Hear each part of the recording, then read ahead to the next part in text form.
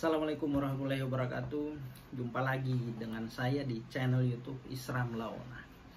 Teman-teman, apa kabar semua? Sehat selalu ya, amin. Segmen kali ini saya akan bahas tentang laporan kepolisian.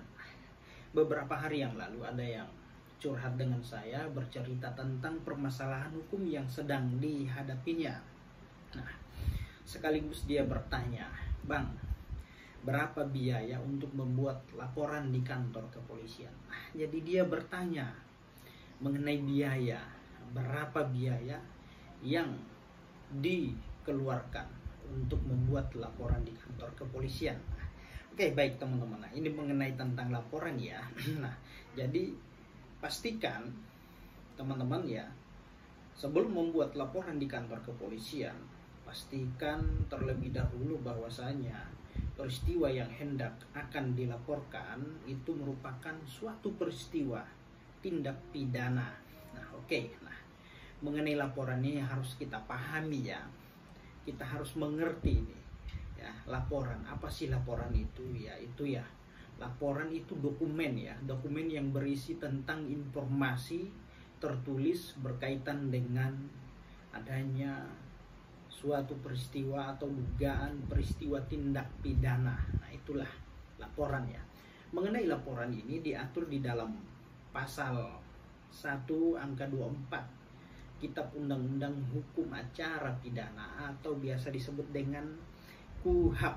Nah, seperti yang saya sampaikan tadi, bahwasanya sebelum membuat laporan di kantor kepolisian, pastikan terlebih dahulu bahwa peristiwa yang akan kita laporkan di kantor kepolisian merupakan peristiwa tindak pidana.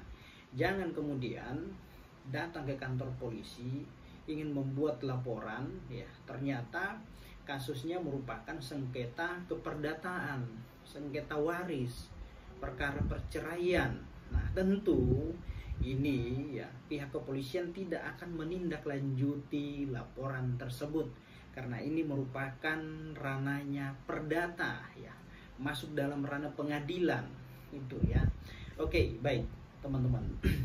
Nah, mengenai laporan ya, bagaimana sih cara membuat laporan di kantor kepolisian? Baik teman-teman, caranya ya, pastikan bahwasanya harus ada peristiwa tindak pidana terlebih dahulu.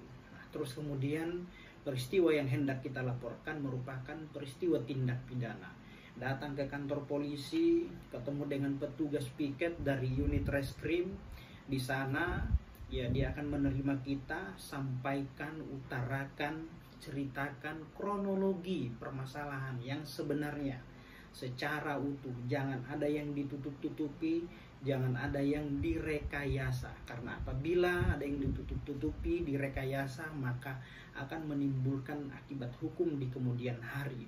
Lalu kalau bisa pastikan ya, lampirkan atau sertakan dokumen data-data pendukung untuk memudahkan laporan tersebut dapat diterima segera, atau mungkin bisa menyiapkan saksi-saksi di awal.